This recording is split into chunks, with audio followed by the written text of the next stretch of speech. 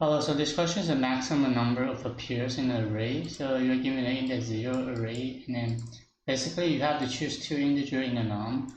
If they are equal, then you are going to destroy. And if they are not equal, then just take a remainder. So I'm going to just quickly draw a diagram. So just for example, in this array, right? If they are the same, if 1 and 1 are the same, you destroy, right?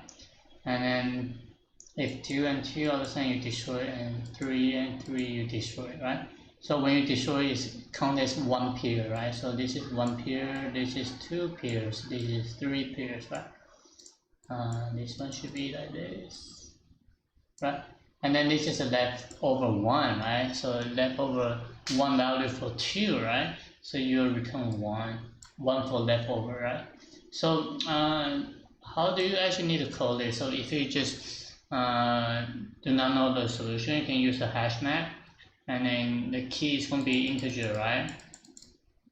And then the value is going to be frequency, which is integer as well. Then when we traverse the entire hash map, then we can just count as what? The frequency. If the frequency divided by 2 and mod by 2, if they are actually equal to the even or odd, right, you just keep adding for the pair or the frequency. I mean the leftover, sorry, this is leftover. So this is it, right? So I'm just going to start a code, and then let's see. So hash map, and then integer, comma integer, map equal to new hash map. So in num, and then nums, right? Traversing the nums array, and I'm going to just put num, and if I didn't create any value in the num, I'm going to initialize to 0, and then +1 frequency, right?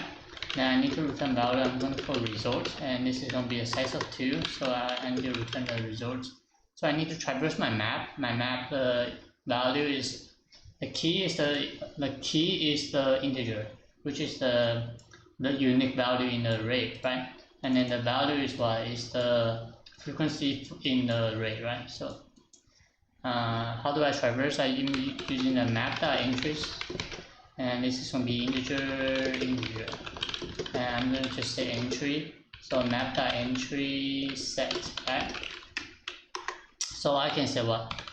The 0 should be what? Result 0 should be the pair, right? Index 0 should be the pair, and then index 1 should be the number of leftover for every single integer, right? So I'm going to say entry dot get value divided by 2, right? And then result at 1, this is the leftover, get value mod by 2, right? So this is the solution. So let me run it, and yes, right. So the time and space is pretty straightforward. This is going to be all of n, this is going to be all of n, and this is going to be all of n. So n represents the length of the nums array, so this is a hash map solution. So how do you use a counting array solution? So I'm just going to copy and paste. This is going to be exactly the same thing. The counting array, I initialize to 101. The size is going to be 101. This is because from 1 to 100, this is size of 100, right? But you need to include the index 0. Index 0 is pretty important. So basically it is, right? So I increment my frequency based on the num, right? And then I create a pair and then leftover, right? And then I will just keep what? I'll just keep divide by 2, and then just plus equals into the pair, and then leftover just mod by 2, and then when I return, I just return the in array pairs and leftover. So this is going to be exactly the same thing, but for the space complexity, you will get a lot of efficiency. This is because you're only using counting array, not the hash map. Hash map you require a lot of method.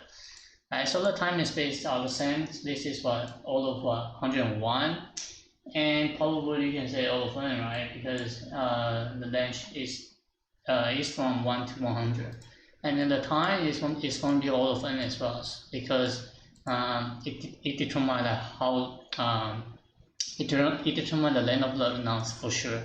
And then the counting array is definitely is either 101 or all of n, right? So the time So the time for the worst case, I'm going to say all of n represent the length of the array. 101 is a constant, so I don't like to say a constant value inside the complexity.